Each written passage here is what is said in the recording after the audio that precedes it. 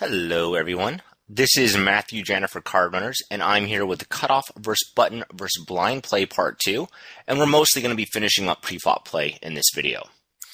Before we begin, I do want to point out that we are really going to jump in right where we left off from the first video, so watch the first video in this series before you watch this one. Alright, so let's jump in. So where we left off in the last video, we were discussing how after we 3-bet the cutoff open from the big blind, the pot would be 19 big blinds total, because we were 3-betting to 9.25 big blinds when out of position. So, our post-flop expected value needed to be 9.25 big blinds, because that's how big our 3-bet was, minus 1.437 big blinds equals 7.81 big blinds. So this was what our expected value needed to be post-flop after 3-betting with the worst hand in our 3-betting range in the big blind in order for our 3-bet to either break even or be profitable. So we'd need our expected value to be at least 7.81 big blinds on average with hands like King 2 suited and 6-4 suited post-flop, since these are our weakest 3-bets, for these ranges to be correct. Now, don't let this get confusing, because I understand we took a break at kind of an awkward time after the first video, and it's kind of hard to get hit with all these numbers at once, especially when you can express this math in different ways. But just make sure you understand that based off how often we thought the cutoff was 4-betting, calling, and folding against our big blind 3-bet, we knew that when we did 3-bet from the big blind and got called, we'd need our expected value to be 7.81 big blinds or greater post-flop in order for these 3-bets to be correct. So, if we don't think we can win on average 7.81 big blinds or more post-flop after we 3-bet pre-flop with a hand like King 2 suited or 6-4 suited, then we made a mistake pre-flop because we were 3-betting too weak a hands. So now it's probably useful to just see, well, what percentage is 7.81 big blinds of the entire pot? And that's 41.1%. And so now we need to ask ourselves, does this seem reasonable? Do we think on average, let's take King 2 suited for example, do we think on average if the cutoff opens and we 3-bet King 2 suited, we'll be able to win 7.81 big blinds or more post-flop? Will we, in other words, be able to capture like 41.1% of all the money that's in the pot or more on average? So it's probably a good idea for you to take a moment and actually think about this before I give you my opinion. So just really ask yourself, do you think you're going to be able to capture 41.1% of the monies that's in the pot with hands like King 2 suited or 6-4 suited? Or if you don't, ask yourself what types of hands you think you'd need. Then when you do, let's go on to the next slide. So yeah, pause and think if you need to. And I'm going to discuss my thoughts. So in my opinion, I think our EV will be less than 7.81 big blinds, but honestly, it's very hard to tell. The reason why I think our EV will be less than 7.81 big blinds with those weak hands is we're out of position against a reasonably strong range. A GTO player would likely defend quite aggressively against our continuation bets. And King 2 suited or 6-4 suited just don't make strong hands very often. Yeah, King 2 suited will make, a pair of kings with no kicker sometimes, and that's a pretty good hand. And 6-4 suited will usually give us some, or not usually, but sometimes give us some pretty good like semi-bluffing hands, or even sometimes flop like a flush or straight draw, but it doesn't usually give us an awesome hand very often. So if I had to guess, I would guess our expected value post-flop is lower than 7.81 big blinds with hands that are this weak. Now, let's suppose we decide we think King 2 suited does not have an expected value of 7.81 big blinds. So let's just assume you agree with my analysis here. What should we do? Or in other words, how do we fix this? There's several ways we can maybe fix these ranges, but there's no way to know for certain what's correct. Some of you watching this might think our EV is 7.81 big blinds or higher than King 2 suited, in which case there's nothing that we need to fix. But if we do think we need to make some changes here, it could be any of the following. The big blind is 3-betting hands which are too weak, perhaps. Maybe we just need to 3-bet hands that are stronger than King 2 and 6-4 suited. Those hands just might be too weak. We need to 3-bet stronger hands. Maybe the cutoff is opening too strong of a range. So maybe the cutoff is calling 3-bets with too strong of a range, and the cutoff is 4-betting too often because the cutoff was opening too strong of a range to begin with. Whereas if the cutoff opened a wider range, he'd have to fold more often to our 3-bets, so then 3-betting a hand like King 2 suited or 6-4 suited would be okay. The cutoff might just be 4-betting too aggressively. Maybe a higher fraction of his defend should be calls than 4-bets than we're currently guessing. Or the cutoff might just be calling too aggressively. Maybe he's just defending too many hands and he should fold more. All of these are reasonable adjustments that could be made. So here are my fixes. Let's flat jacks and use a mixed strategy with ace-king, perhaps only 4-bet ace-king 75% of the time. So this will decrease the cutoff's 4-betting frequency, which will allow the big blind to see a flop, effectively cheaper when it's 3-betting hands, like king 2 suited or 6-4 suited or whatever its weakest 3-bets are. So one change we can make is say, you know what, maybe the cutoff was 4-betting a little bit too much, and by calling with jacks and ace-king sometimes pre-flop, the cutoff is now 4-betting less aggressively and utilizing its positional advantage a little bit better. So that's one change I think that we should probably make. I think this makes sense as we're assuming a reasonably polarized big blind 3-betting range to begin with. And I don't think jacks work all that well as a 4-bet here, especially. I think ace-king works a little bit better, which is why it's still usually, if not always, 4-bet ace-king. And then let's fold ace-10 off to the 3-bet. I'll show you the ranges again in just a moment. We have a lot of aces, and I don't think this hand realizes its equity particularly well. That said, meh. And then just notice, if the cutoff is folding ace-10 off to a 3-bet, this will likely encourage the big blind to call rather than 3-bet ace-jack off in the big blind. But again, it's hard to tell. There's no way to know for sure. But let's go look at the ranges. So this was the range we had for the cutoff defending against a 3-bet. And now, if we have the cutoff start folding all of its ace-10 offs, and maybe we have the cutoff fold some more king-jack off too, or all of its king-jack off as well, then it's also going to make, I think, the big blind 3-bets with ace-jack off less effective. So maybe we should take ace-jack off out of the big blind 3-betting range. I'm actually going to do that right now. And maybe, the big blind should just cold call with that pre-flop.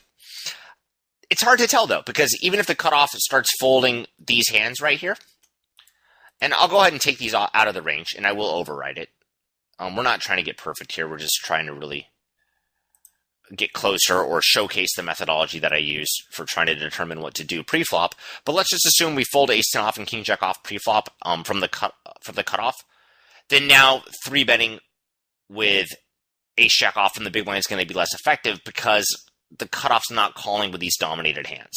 So maybe these hands should get 3-bet bluffed. It's still really hard to tell. So even as I'm talking about it, I'm actually just going to go back to putting some weights here because there's no way to know for sure.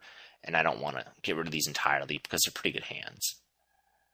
So let's override that again. But yeah, so we should probably adjust this range by having the cutoff fold these hands a little bit more often. And then for the 4-betting range that I just talked about, when the cutoff's in position, the cutoff maybe should call with pocket jacks against a 3-bet, and maybe sometimes call with ace-king, even though I think it can still 4-bet them at a pretty high frequency, because the big blind was 3-betting hands like ace-queen and ace-king, ace-queen and sometimes ace-jack. At least I have ace-jack suited still. So yeah, I would still mostly 4-bet ace-king from the cutoff if I think the blinds are 3-betting with like ace-queen, king-queen, and then ace-jack suited. If things start to get weird, just remember pre-flop probably uses very mixed strategies, and I already started off with ranges that I thought were quite good. So that's why we're not seeing a lot of major changes, and that's why I'm getting like, meh, because there's no way to really know, and honestly, at the end of the day, it probably does use a very mixed strategy pre-flop. An optimal player would use a very mixed strategy. All right, so moving on, we are not going to obsess over this. I have wasted too much time in the past trying to get this stuff to work perfectly pre-flop. It's impossible, it's messy, and at the end of the day, once you think your ranges are about as good as you can make them for right now, because honestly, 2 years from now, we'll probably have a stronger opinion than we do right now, but as long as right now these ranges are about as good as we can make them and they make sense, it's a waste of time to keep spending more time on this.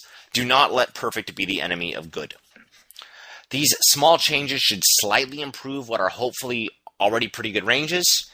And also note when facing a button 3-bet, we may choose to 4-bet all of our ace, king, and jack and call a bit less. I'll talk about that again in a minute. But I'd actually do exactly this as I think it's best both in practice and theory.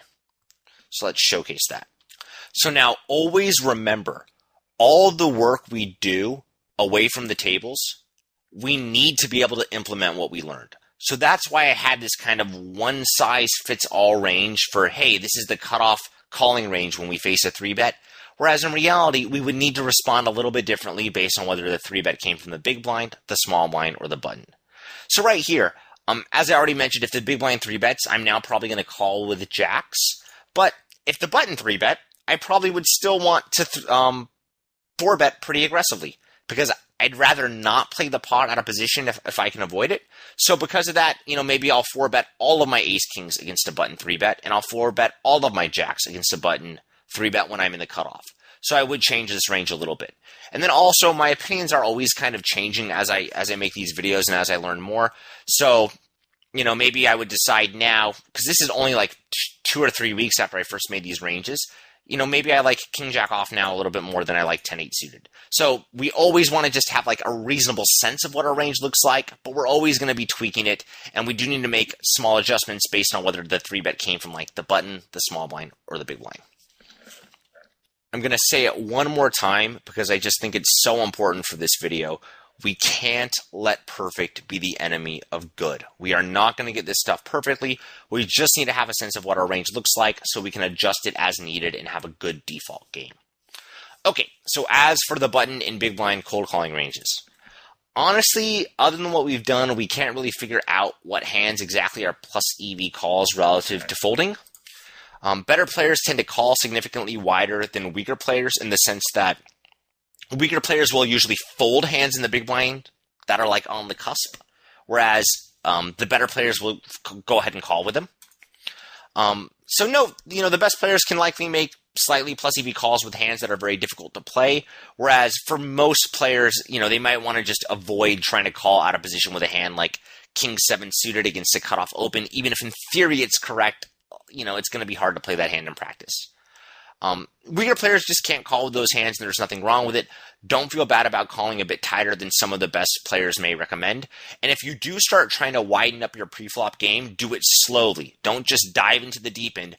Slowly widen your ranges and get more comfortable with it, because that will be what allows you to get better and win more money, rather than all of a sudden using much wider ranges right off the bat. So next, we're going to check the equity of these ranges. It's good to have a sense of how much equity each range has. If something looks greatly out of place, we should fix it even if we don't know exactly how to fix it. There is no rule for exactly how much equity each range needs. Equity is only part of the picture. We also care about position and distribution of equity. So even though this isn't going to tell us if our ranges are right, it will just shed more light on what we're doing. So I've opened Equilab. And now what I'm going to do is I'm going to take each range and compare it to another range. So here's the cutoff 3-bet calling range. And I'm going to take it right now, place it right now. And when I do that, notice it's not going to use like fractions of combos. So it's not going to use like 8 out of 12 king jack off combos or whatever I was defending in Flopzilla. But I think that's fine. It's not that big of a deal if I'm using all 12 king jack off combos rather than only 6. So there's the cutoff flat versus 3-bet range. And then now I want to take let's take the button 3-bet range. And again, it's going to use all the ace-queen combos, but it's really not a big deal. Throw in an Equilab, and it shows that the button 3-betting range has 54% equity against the cutoff calling range.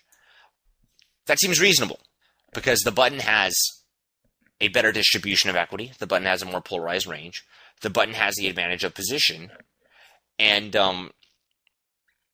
and then the button has more equity. It has 54 to 46% equity. So the button has really every advantage in its favor, but the cutoff got a really good price, right? Like the button was only 3-betting to 8.25 big blinds, and the blinds had dead money that they folded. And then I forget the exact opening size, but I think it was 2.5 big blinds for the cutoff. So the cutoff was not risking that much money to see a 3-bet pot out of position. So everything seems to make sense here. Yeah, the button's supposed to have a big advantage post-flop because the cutoff got a really good price.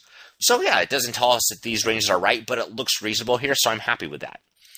All right, so now let's take the small blind 3-bet and compare it to the calling range, the cutoff 3-bet calling range. This range is a little bit prettier. So this small blind 3-betting range has 53% equity. So now the small blind 3-betting range is out of position, but it has more equity than the cutoff calling range. And note that the small blind 3-betting range is only good hands. It's not even, whereas the cutoff 3-bet calling range is, where are you?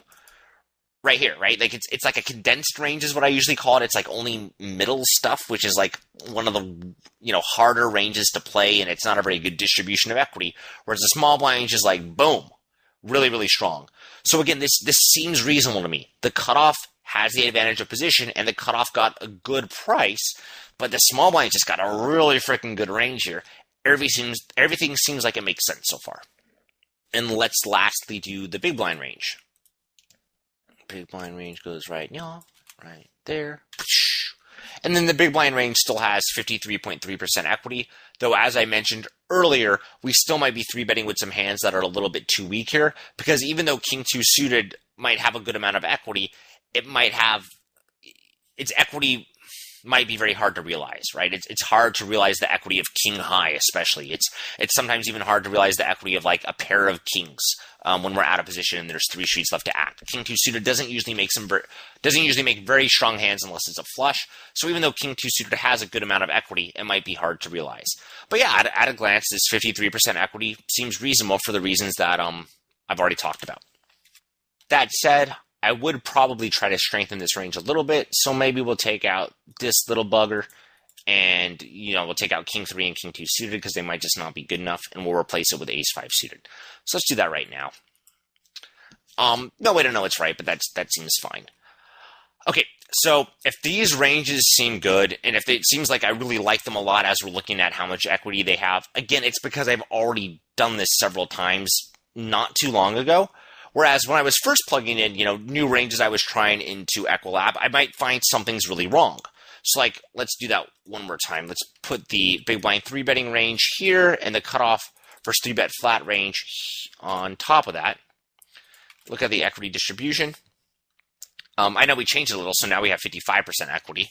And again, when we 3-bet in the big blind, we have this kind of polarized range, which has 55% equity, whereas in the small blind, we didn't even have really that many weak hands, right? We didn't. I guess we had a couple, but for the most part, the small blind's not even a polarized 3-betting range. It's just all the good stuff. All right, so yeah, I've already looked at this stuff a lot, but when I was doing this stuff a couple months ago, maybe I would have started with a range that didn't include the suited aces and included more suited connectors, and maybe it didn't include Ace Jack suited and Ace Queen off or tens. And then if we put this range into Equilab, we find it only has 51.8% equity. It has less equity than the range we were just looking at. So, it doesn't tell us anything's right or wrong, but it does suggest this range has only 52% equity. It has a lot of weak hands, and the opponent's getting a really good price in position. Maybe we need to strengthen this 3-betting range. So just overall comparing the equity of 2 ranges is a useful tool for helping you construct an opinion of whether or not you think the range is good. All right, so I don't want to go through all of them, but another last thing we could check is we can look at the cutoff range versus the button flat. So the cutoff open versus the button flat, and we see that the button actually has more equity here, and it has the advantage of position. So even though this is a condensed calling range, since the button has, the equity is basically the same, 50-50. But since the button has the advantage of position here, I do think the button's usually going to be in a better position on the flop. So I would expect the cutoff to check a lot, if the cutoff opens, button calls, and the blinds fold. And then, where was the big blind flat versus cutoff? All right, so it was right here. Again, we need to change maybe a few things because we changed the 3-betting range, but not that big a deal.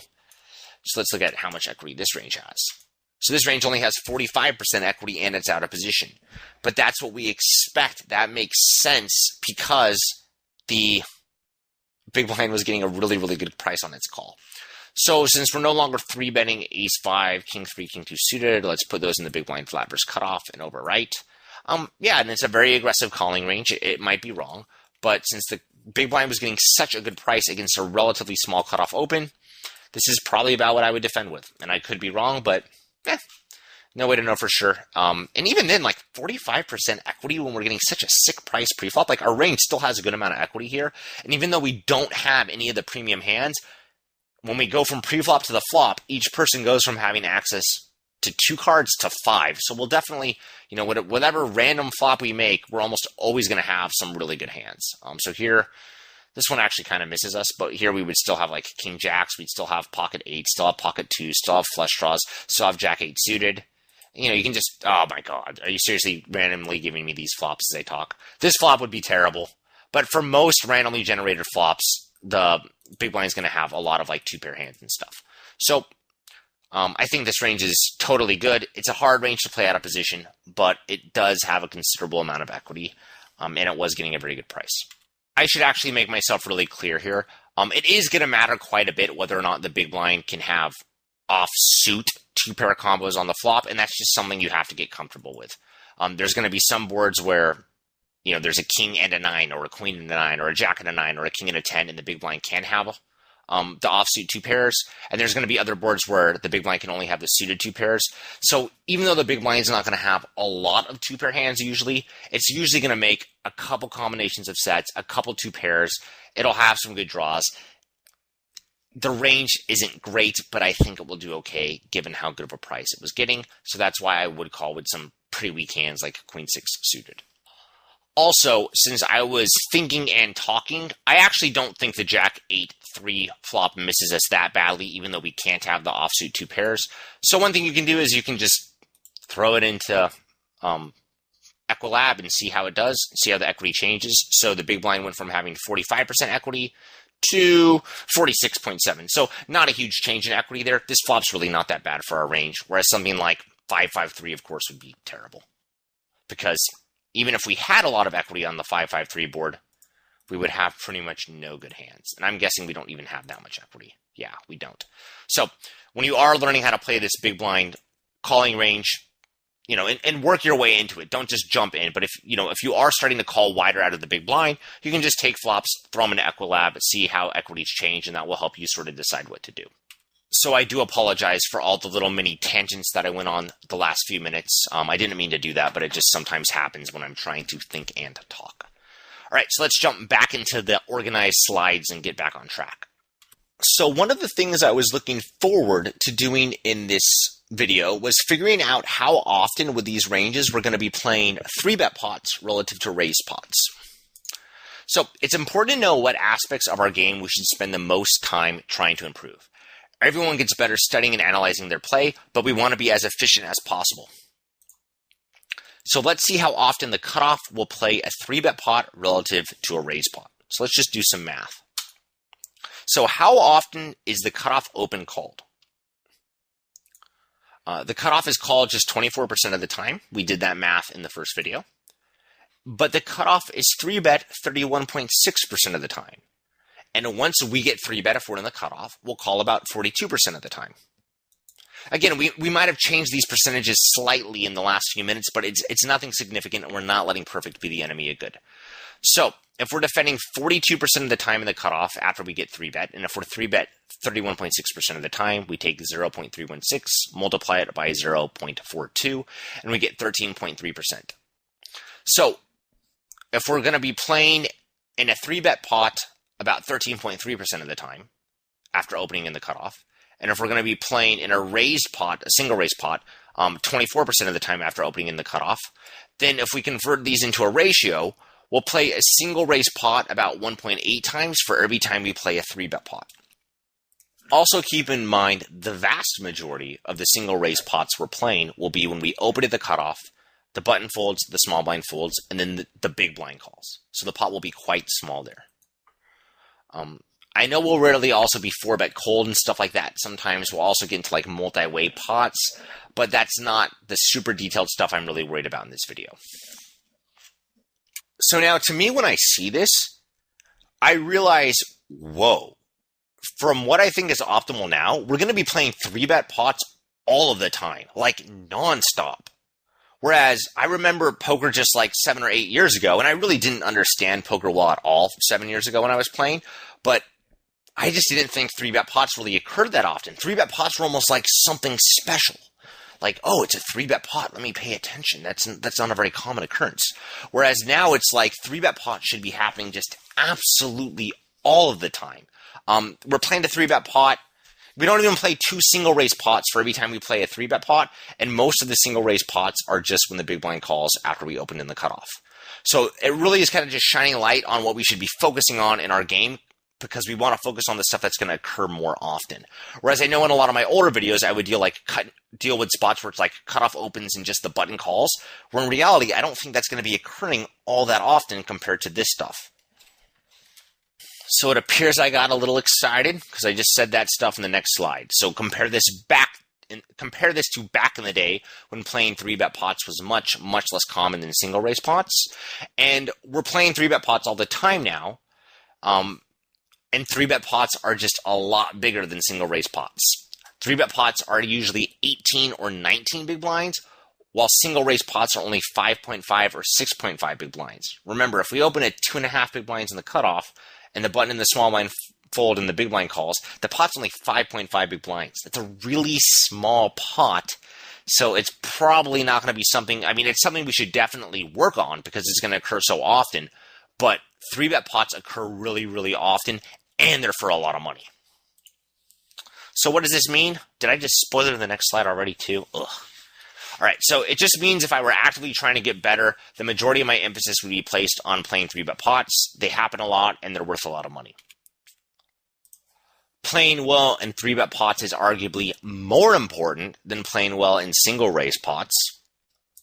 Again, many moons ago, 3-bet pots were considered more of an afterthought. Now they likely deserve more attention than any other aspect of your game. So, for the people that I usually talk poker with now, I would say probably 75% of the hands we discuss are 3-bet pots. Whereas it used to be the complete opposite. But I really do think that now, especially if we're like writing out our entire ranges and trying to figure out what we do in certain spots and how we can, hopefully play closer to optimal. Literally, I would say it's probably 65 to 75% of the work we do is in 3-bet pots. It might even be more than that. It's just 3-bet pots seem like they're the name of the game now. And especially once players are getting like sort of to no limit 200 or maybe higher, that's really, really, really what they want to work on. But I would recommend working on that even if you're playing lower, because if I had to guess, I would rather be better at playing 3-bet pots than single raise pots, as crazy as it sounds. And for that matter, if I wanted to get good at playing single raise pots, I'd really learn how to defend a wide range from the big blind against button and cutoff opens, and I'd learn how to play as the cutoff or the button against a wide range when I opened in the cutoff or the button and the big blind called. Again, that's not the stuff that I really discussed a lot in older videos because I didn't think that or know that at the time. But in reality, I think that's where you're actually going to be, playing the most often. So that's what I would worry about if I wanted to get better. On that note, let's spend 30 minutes on cutoff versus button play in single raise pots. While I know pre-flop play is usually considered pretty easy, so far this series has been pretty math intensive, and pre-flop play can get pretty complicated. Additionally, you may have decided to change your ranges quite a bit, which will take time to implement. So I imagine a lot of people that are watching this video are saving the screen and then saving the ranges to look at and think about later. So you've probably already seen a lot of stuff in this video and in the last video that's new to you that's going to take time to implement if you do decide to incorporate it into your game. So let's work on something a bit less dense right now and go over some cutoff versus button spots for single raise pots from the cutoff's perspective. So I feel like we got the really important kind of harder stuff out of the way. The last 25 minutes of this video is still going to be useful, but I don't think it's going to be as difficult to watch or think about. A few things to note. I only plan on spending 30 minutes on this for the whole series, since we'll mostly be focusing on 3-bet pots. I know I've addressed single raise cutoff versus button play before, but I feel like I've learned a lot since I last addressed it, so I think we should spend a little bit of time on it, even though we're mostly going to focus on 3-bet pots. Also note, a game theoretically optimal player would likely use a lot of mixed strategies here. So the cutoff should probably be doing a lot of mixed strategies, bet sometimes, check sometimes with the same hand, so just keep that in mind. Also keep in mind our c-bet range from the cutoff will likely be quite low here as we're out of position with a range not much stronger than the opponent's. So by our c-bet range, I mean our c-betting frequency will be quite low here because we're out of position and our range just really isn't that much better, if better, than the buttons. And guess along with me, you'll gain much, much more this way. So even though this is going to be easier than the last hour and a half of this series, you'll gain a lot more if you are sort of actively watching and challenging your thoughts as you see the video. So when I do this, I start with putting the cutoff opening range on top, then the button calling range below it. We'll go ahead and just give the button all the ace queen here, no big deal. And then we'll see, as we saw earlier, it's about 50% equity for each range. So we want to sort of guess how that equity is going to change before we type in the flop texture to see how close we are with our original estimation. All right, so let's go first. Let's randomly generate a board. All right, so 842. So now you're going to want to pause and think for a moment, how much equity do you think each range has on this 842 board before I hit this evaluate button right here and we actually get the answer. So pause for a moment and think how the equity of the range changes. All right, and I'm going to guess this board I think definitely favors the cutoff opening range, and I'll talk about that in a minute. And I'm going to guess the cutoff opening range goes up to like 52% equity. All right, so only to 50.6.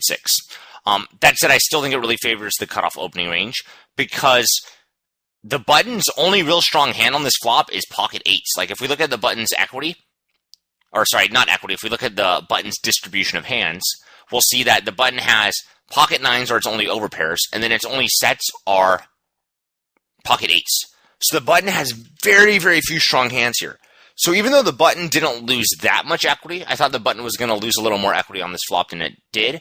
The button's range is still going to be very weak here because the button has a pretty capped range. It has 3 combos of pocket eights, and that's it. And it doesn't really have any good pairs other than that.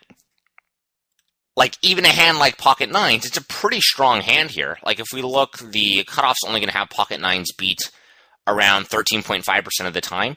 But the problem is a lot of the hands in the cutoff range just have a ton of equity even against pocket nines. So because of that, it's very, very hard to even play pocket nines effectively when you're in the button shoes, despite the fact that nines are not very often beat on the flop. And another thing you can do, which I do like to do sometimes, is like, let's check out to see how much equity pocket nines have against a c-bet. Because let's say the cutoff c-bets his entire range here, how much equity would pocket nines have? And again, I'm going to guess here, even though like I have no idea here. So I'm just totally going to guess because I think I'll remember better if I'm wrong. I'm not trying to guess here because I'm going to like show off like, hey, I know this spot, because I don't.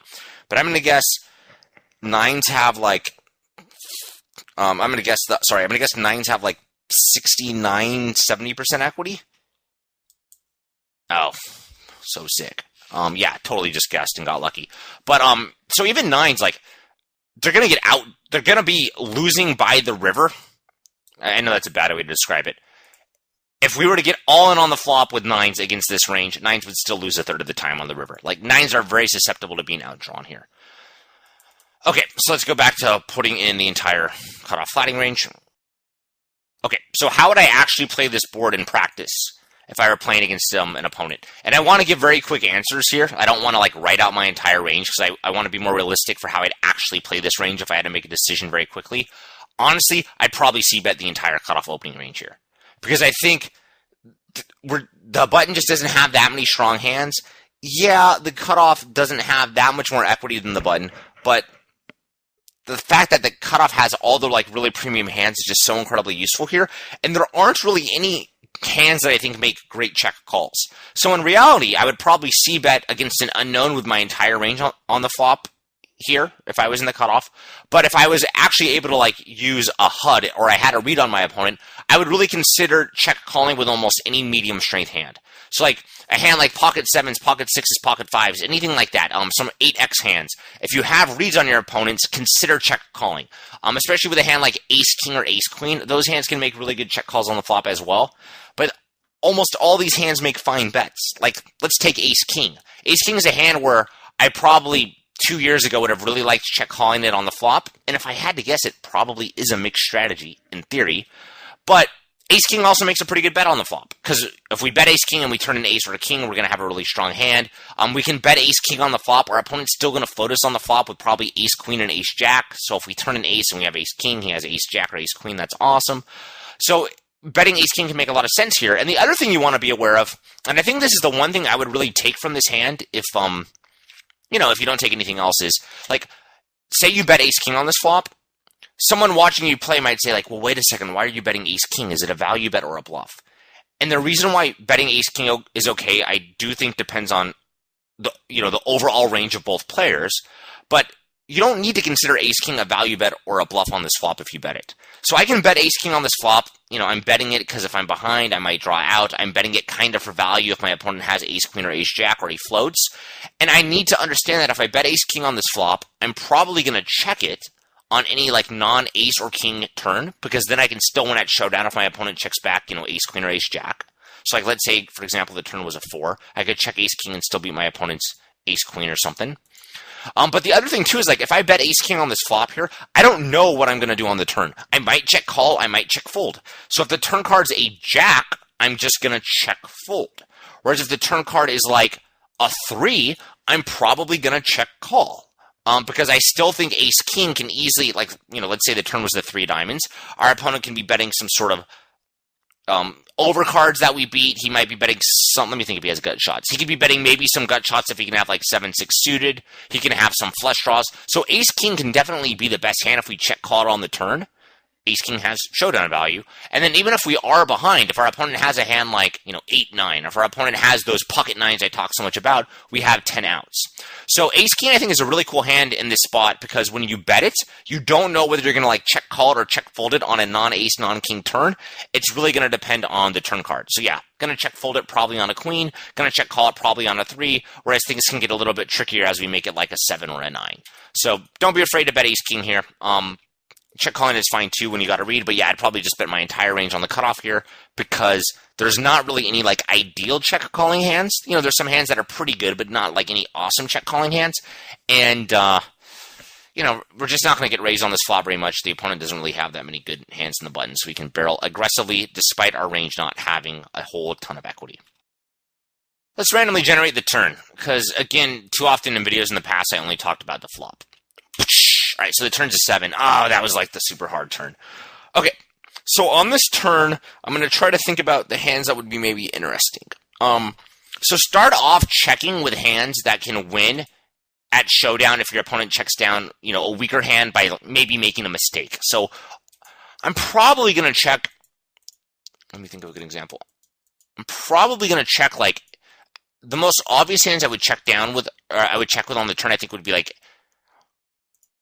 ace queen, ace jack, ace 10, because I think these hands are going to win at showdown sometimes when the opponent makes a mistake, or like he just checks down with like ace 10 himself, which might not even be that. Yeah, that'd probably be a mistake here. So I would probably start checking with these hands. I don't think I would want to double barrel these too much, because if we look at the cutoff opening range, I think we'll just have enough flush draws. 7 point, yeah, we'll have a good amount of flush draws, and we'll have like some straight draws and some, random sixes, like ace 6 we can bet. Ace 5 is double gutted, right? Like ace 5's tricky, but yeah, ace 5 of spades is double gutted. It has the 3 or the 6. So I don't think we're going to need to bluff too much with overcards, but if we want to get technical, it really is probably a mixed strategy. So if I had to guess, we maybe would bet these ace queen, ace jack, ace 10 some of the time, whereas in reality, I think I'd mostly check them. I think I'd probably mostly check ace king too for the same reason. But, we could use a hand like ace jack or something as a bluff, but I probably would check these hands and try to win at showdown. All right, what else is close? If I have like a random pair of 8s or 7s here, I'm almost certainly going to check a call. I keep saying It depends on the pair of 8s. So let's look at the cutoff open again. Like I'm probably going to value bet twice with like the good 8s, the king 8, the queen 8, the jack 8s, the stuff like this. I'll probably value bet those twice. But the weaker 8s, I would probably check call, and I would almost certainly check call the 7s on the turn. What was the button flat? Yeah, and especially if the button had 10s, which I think a lot of button ranges will actually have 10s in practice. So yeah, I would probably be check calling with 7s, and a lot of playing well is just doing the obvious stuff with the obvious hands. So it's pretty obvious to check call on the turn with 7s here. And then 8s, I think you can mostly bet them, especially the ones with good kickers. But you could also check call some of the weaker 8s too. I'm trying to think if anything else is really that interesting that I should point out. Yeah, I'm not going to double barrel the overcards all that often here because there is so much draw. So I would rather just bluff with hands that have more robust equity.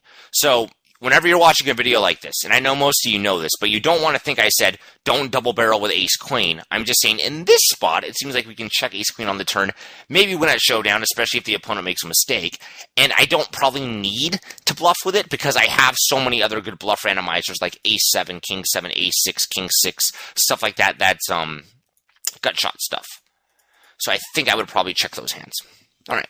So hopefully everything's pretty clear. You know, obviously double barrel stuff like I think Jack 10 I double barrel, Jack 9 I double barrel, 10 9 I double barrel. So yeah, I can see a lot of value hands here that I'm going to double barrel. And another thing we can do too is on this flop, since we see bet at such a high frequency, it's totally cool to like check raise our good turned hands. So if you want to check raise pocket 7s, pocket 4s, pocket 2s, totally fine to check raise them now. Definitely a good play. The same way people don't check raise nearly enough on the flop as the pre-flop raiser, people might not check raise this turn enough. So, you know, it's totally fine to go for the check raise with pocket 4s here, but ideally you'd have stats on your opponent. And if you did try to check raise on the turn with 4s and it checks back, you can make a large river bet if you want. So let's go ahead and randomly generate that river actually while we talk about that. Oh, a 2. Fantastic. So my general rule is if your opponents aren't going to raise, consider overbetting. So let's imagine we checked on the turn, our opponent checked back, then the river card came this 2. If we lead by betting here, do you really think the button's ever going to raise? I mean, the only hands that would really make sense for the button to raise would be, we can look at the button flattening range, they'd be full houses, right? The button can't have any random 2. So they'd pretty much be full houses or probably straights, but we don't expect any of those hands to check back on the turn. So if we do get a river card that didn't really improve any hands in the button's cold calling, sorry, I don't want to say cold calling. If we did get a river card that didn't improve any hands in the button's turn checking range, then we should consider overbetting on the river. And this gets complicated. Again, there's mixed strategies and all that fun stuff. But at least, especially if you have reads, consider overbetting on this river if you have a really strong hand like pocket 4s, because you don't really have a removal effect that's, you know, you're not really blocking anything important. And you're not really going to get raised if you bet half pot on the river, right? That's all the value you're really going to get. So you can consider overbetting. And it's just a play that I like to do, I think. I like to recommend it, at least I should say. I shouldn't say do it, because I haven't had many opportunities to do it. But yeah, consider overbetting here if you do check a strong hand on the turn and it checks back and you get a river like this. Whereas if the river was something like, let me think, what would be a good example for a river card? If the river was something like a 5, I might be a little bit less likely to overbet this, because then I think the button can have hands like pocket 6s, 7, 6, which now make this straight. So I think overbetting will be less effective here. And also, if we did have a 6 in our hand, our opponent might have expected us to double barrel. So on the 6th river, I think I'd be less likely to overbet. I'd probably bet smaller because my opponent can have some good hands on the river, so he can have a river raising range where he'll raise, of course, his straights and hopefully some bluff raises.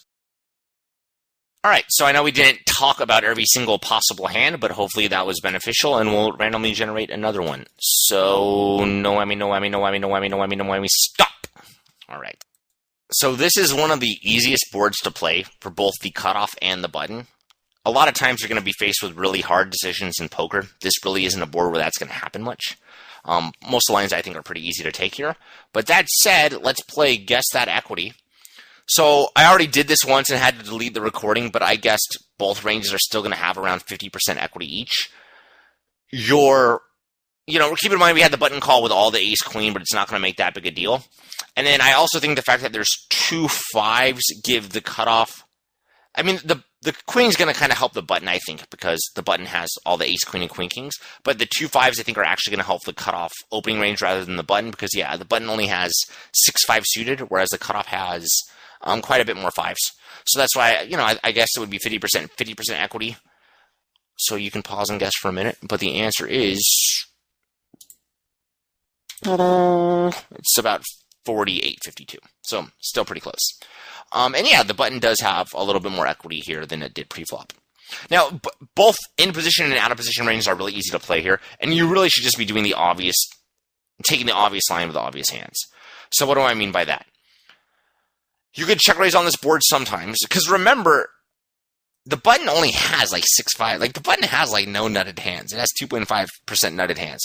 So it's probably fine to check raise on this flop sometimes as the cutoff. You could also check call on the flop and wait to check raise on the turn or on the river. But it's even fine to just check raise on the flop. That's a good line to take if the button was planning on betting hands like, 8s or 7s or 9s for only like one street of value. Or if you just want to be sure you get value from your opponents like queen jack before a king or an ace comes. So it is fine to check raise on the flop as the cutoff, but I wouldn't do it very often. And I would mostly just say if I'm the cutoff, I'm probably going to bet the vast majority of my hands that are overpair or better. And then I'm going to probably be value betting like, I'm going to probably try to bet all 3 streets with ace queen or better, but I don't think king queen or better can get value betting all 3 streets, though I could be wrong. And it probably will depend a little bit on the run out, but I probably would not look to go bet all 3 streets with king queen against a good player. I don't think we'll really get value. I don't think I'll have to call down with enough queen jack, and the button didn't flat queen jack off. So yeah, all right. So yeah, this is a pretty easy board to play. So let's randomly generate a turn. So before talking about this turn, there's one kind of tricky thing I left out on this flop. So let's say we're in the cutoff and we're not c-betting on this flop 100% of the time, and I definitely don't think we should be. I do like a lot check folding on the flop with something like, let's just say like king 5 of clubs. King 5 of clubs is awful. So if I'm going to check fold some hands on the flop here, I think check folding, oh my gosh, king 5 of clubs is trips. Sorry, king 6 of clubs. Whew. Some people are probably nerd raging. King 6 of clubs is awful here. I apologize to the trips. So with a hand like king 6 of clubs, I would rather have some hands in my flop checking range as the cutoff that can just very cleanly check fold. Like I don't mind check folding them once I've checked if my opponent bets, he can have the pot. And I need to be check folding some of the time here. What I don't want to do out of position is just only check like the kind of easy, obvious hands. So I don't want to only check on the flop with like queen jack to queen 8, pocket jacks, pocket 10s, maybe some like ace king, and only check call those hands because I'm like, oh, well, these are kind of medium strength hands that aren't super afraid of giving free cards. I think that's something that's not like a terrible strategy, but it's pretty exploitable, and it's kind of obvious what you're doing there to someone that's really paying attention. So it's good to have some hands on the flop that can just check fold. Whereas a lot of times in reality, I think if the cutoff checked on this board, he wouldn't check fold because any hand that, is really, really weak, he would have just c-bet bluffed with it. But if you check with a hand on the flop as the cutoff that's like king 6 of clubs, you can check fold it if you face a bet, so that keeps you kind of balanced on the flop. You have some folding range, and then you can also use it as a bluff randomizer later, because if the flop goes check, check, and the turn card comes something like a 3, you're going to need some hands that can bluff, whereas if you were only checking on the flop with those like weak queen X, pocket jacks, pocket 10s, maybe some of the ace king, ace jack stuff, you don't really have anything that can bluff on the 4 turn. So just keep that in mind. I do like check folding some really, really weak hands on the flop here rather than c-betting them, even if c-betting them is profitable. It can still be profitable to check the weak stuff and bluff it later. And if your opponent's really thinking, I think it actually looks very value-y when you check on this flop, he checks back, and then you bet the turn. It looks like you just have pocket jacks. Okay, cool. So I know we had a 6 of hearts on the turn, which we'll keep talking about. Now, on this 6 of hearts turn, you should mostly be doing the obvious thing. So if you have like a hand that's ace queen or better, of course you should mostly bet. If you have a hand that's like, let's say we turned the 6 with king 6, we should probably check that. And that hand we should probably check call with. So you want to, do the obvious things. Bet with the strong hands for value. Check call with like your medium strength hands here, whichever ones you have, and then bluff with like the hands that have robust equity, like any sort of 7/8s or flush draws. You want to mostly bet with those. You can still do the tricky line once in a while. Like there's probably nothing really wrong with, once in a while check raising an overpair or something like that. It probably can get like to have a mixed strategy with some hands in theory, but just mostly make sure you're doing the obvious stuff. But the thing that I wanted to talk about specifically is I wanted to talk about some like marginal strength hands that you could have bet with on the flop, so you do have them in your range to check call the turn. So, for example, I think on the flop, I would have bet with a hand like pocket 7s or pocket 8s and planned to check call it on the turn, because by betting with pocket 8s or pocket 7s, I'll just click them right now. Like if I bet pocket 7s on the flop, I can make my opponent fold a lot of high equity hands. Like if my opponent folds his, ace 8, ace 9, jack 10, ace 10, jack 9, king, jack, hand, anything like that. If he folds 2 over cards, he folded a reasonably high equity hand. And then it also is a hand that can check call on some turns like a low turn card. But even pocket 7s on this flop, I don't really have a very strong opinion if you bet it on the flop or if you check call it, because they both seem reasonable. Maybe it's a mixed strategy. Maybe one line is better. I don't know which one. They both seem reasonable. Likewise, a hand like Queen 9 of diamonds. I could see an argument for both betting that on the flop and check calling it. On one hand, we might want to check call it because Queen 9s isn't that strong and we can't bet all three streets for value. But by the same token, maybe we should bet it on the flop and check call it on the turn because, we need some hands that can bet the flop and then check call the turn. So it gets very tricky. So there's a lot of hands in here that can go in like either range and you can't really do anything that wrong. Like, you can't really make that big a mistake, I don't think, by betting or checking Queen 9 on the flop. So just be aware of that. As I said, I think this board's relatively easy to play. It's kind of hard to make a big mistake, which is why I pointed out the kind of tricky thing you can do with like King 6 of clubs. But for the most part, hands that seem close can probably take either line, and in theory, it may very well be a mixed strat. And lastly, it would also get very tricky with a hand like King 7 of clubs. So if you check the really, really weak hand on the flop, like King 7 of clubs, you might be saying like, well, wait a second, do I bet on the turn? Because then I can threaten to bet on the river too, so that might make my opponent fold a little bit more, and I can take this, bluff opportunity now on the turn, whereas if I check, my opponent might bet, and then I never get a bluff opportunity. Or should I check it again to bluff it on the river? Because I might also need some hands that can go like check flop, check turn, value bet river, so I need some hands that can go check flop, check turn, bluff bet river. It's very tricky, right? Like, I don't like betting King 7 on the flop. King 7 of clubs on the flop for the reasons I already explained, but whether or not you should start bluffing it on the turn or wait to bluff it on the river, I don't really know. And again, it's probably likely, it might not be a mixed strategy specifically with King 7 of clubs, but there probably are some really weak hands that need to check the flop and then bet the turn, and there might be some really weak hands that need to check flop and turn and then bet the river, depending on what you're overall doing with your range. So yeah, I'm just trying to point out a hopefully kind of cool concept here, but for the most part, I think this board's pretty easy to play when you're both in and out of position.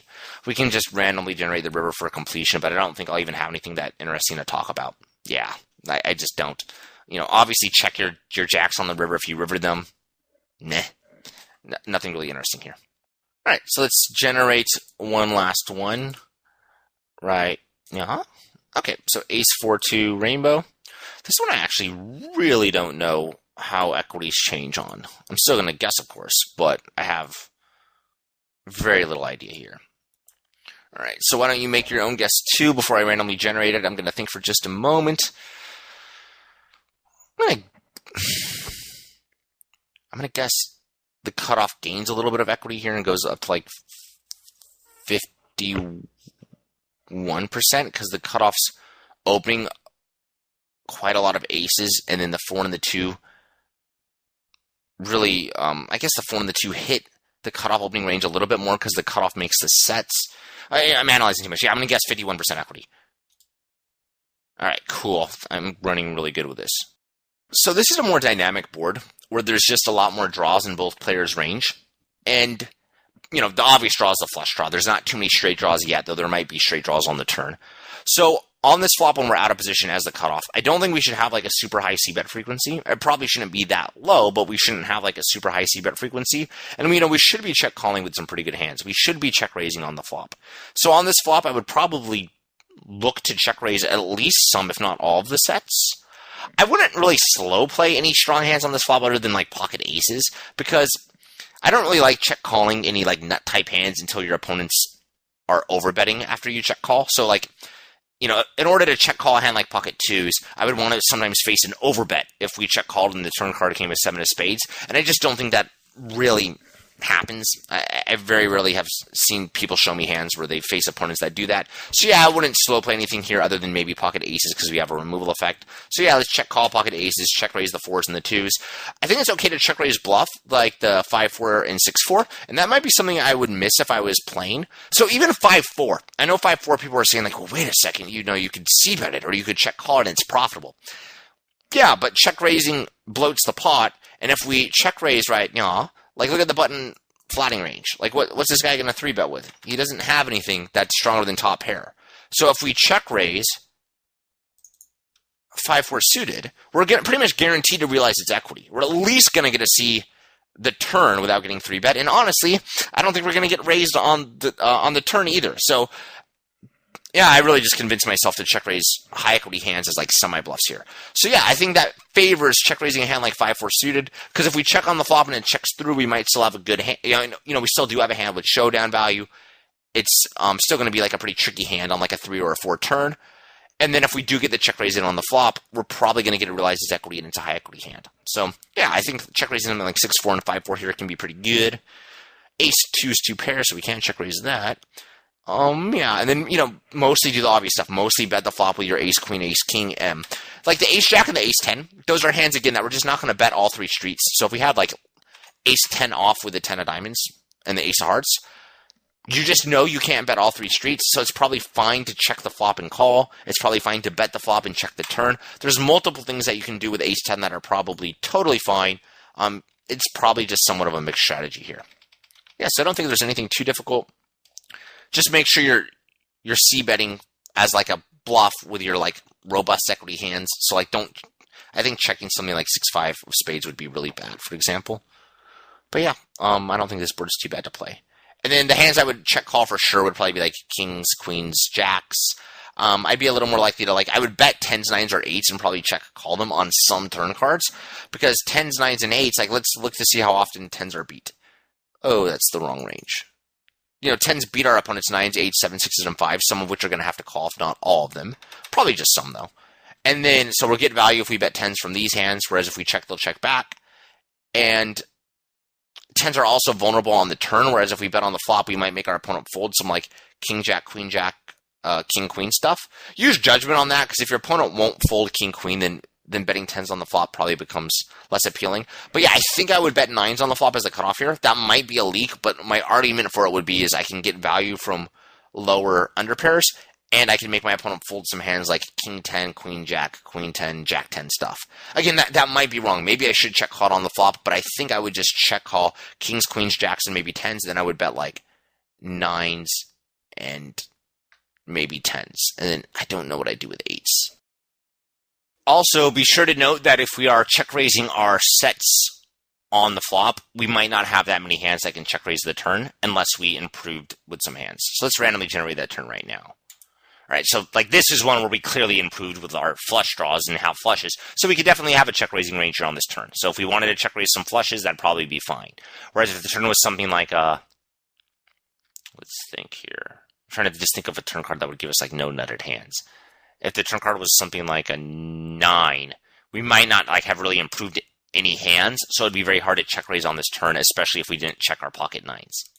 All right, so what was my turn? It was 7 clubs? Okay, so on this board, it's going to be harder to keep getting value. So like we might have on the flop planned on going bet, bet, bet with ace queen, or maybe even ace jack to get 3 streets of value. We definitely can't do that now, at least with ace jack. Even ace queen, my guess is, would be too thin. So even if the turn card didn't affect our specific hand, right? Like ace queen still top pair, basically top kicker. It's going to be harder to get value since now there's flushes in our range and in our opponents. That's super obvious, but just still keep it in mind. So even if I say on the flop like, oh, we're going to try to bet ace queen through all 3 streets, really easy to just get a turn or river that doesn't let us. So on the turn, I probably ace queen can get kind of weird. I think if I had ace queen with a queen of clubs, I would definitely check call it. Yeah, that I would do for sure. But if I had ace-queen off with no club, I think you can argue, like, let's bet flop, bet turn, and then check call river. Or we could just start checking on the turn. I think both of those are probably fine. Yeah, it may very well be a mixed strat, but I think I would probably keep betting ace-king on the turn and start checking ace-queen and ace-jack if I did bet ace-jack on the flop. Okay, and then I would c-bet most of my flush draws. You can maybe get tricky and check call some of the nut flushes. You can maybe get tricky and check raise some of the flushes as well. But also just keep in mind that I don't really like check calling hands to slow play until your opponents are overbetting. So I probably would be less likely in practice to check call a really strong hand here. All right, and let's randomly generate the river. So the river didn't do anything. So whichever range bet on the turn is probably going to stay, or be reasonably polarized on the river. And then whichever hand called on the turn is probably going to be reasonably condensed, meaning it doesn't have too many nutted hands or too many really weak hands. It's possible that the person that called on the turn has like the nut flush, but other than like the nut flush, it's pretty hard to slow play a monster on the turn. So yeah, since the river didn't really do anything, I expect whoever bet on the turn to have a pretty big advantage on the river because he'll just have more of the strong hands. And then, whoever bet on the turn is probably going to bet on the river at a reasonably high frequency because of that. But nothing too special going on here. So yeah, I think that hopefully wraps it up. This cutoff versus button stuff definitely isn't new. I've talked about it in other videos. Hopefully the analysis gets better over time, but it's still more of the same. And then just know we're going to do similar to what I just did now for 3-bet pots, and hopefully it should be reasonably fun and easy to watch and not too math intensive.